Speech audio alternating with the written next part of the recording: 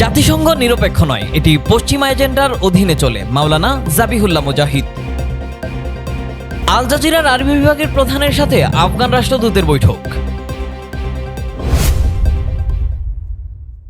ইমারতে ইসলামী আফগানিস্তানের মুখপাত্র মাওলানা জাবিহুল্লাহ মুজাহিদ জাতিসংঘের তীব্র সমালোচনা করে বলেছেন, জাতিসংঘ নিরপেক্ষ বা স্বাধীন কোনো সংস্থা নয়, বরং এটি পশ্চিমা রাজনৈতিক শক্তির প্রভাবাদী সংস্থায় পরিণত হয়েছে। তিনি বলেন, জাতিসংঘের উচিত ছিল নিরপেক্ষ একটি প্রতিষ্ঠান হিসেবে কাজ করা, কিন্তু বর্তমানে এটি পশ্চিমা রাজনীতির এজেন্ডার অধীনে পরিচালিত হচ্ছে। এর কার্যকারিতা ও স্বাধীনতা এখন প্রশ্নবিদ্ধ।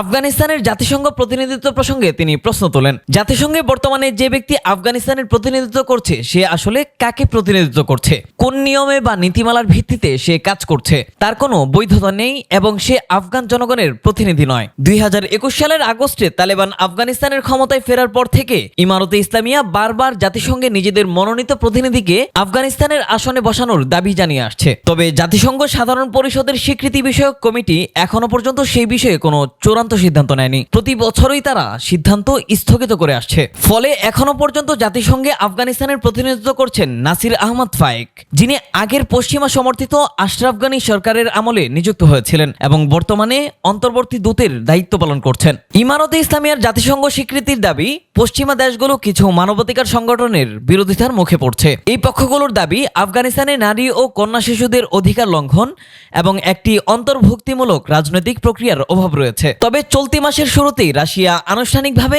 ইমারতে ইসলামী আফগানিস্তানকে দেশের বৈধ সরকার হিসেবে স্বীকৃতি দিয়েছে, যা এখন পর্যন্ত একমাত্র আন্তর্জাতিক স্বীকৃতি।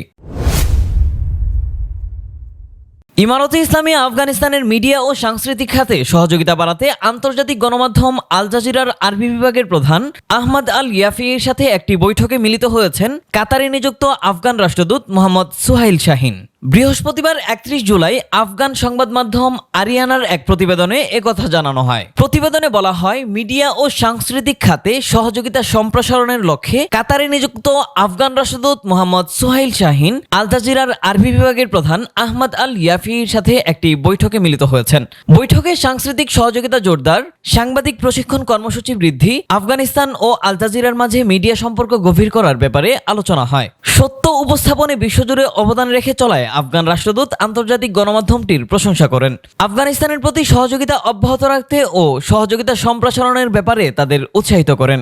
জবাবে আহমদ আল ইয়াফি আফগানিস্তান উন্নতি করছে বলে উল্লেখ করেন। ইমারত সরকারের মিডিয়া উদ্যোগে নিজেদের সম্পৃক্ততা ও সমর্থন বাড়াতে আল জাজিরা প্রস্তুত রয়েছে বলেও জানান।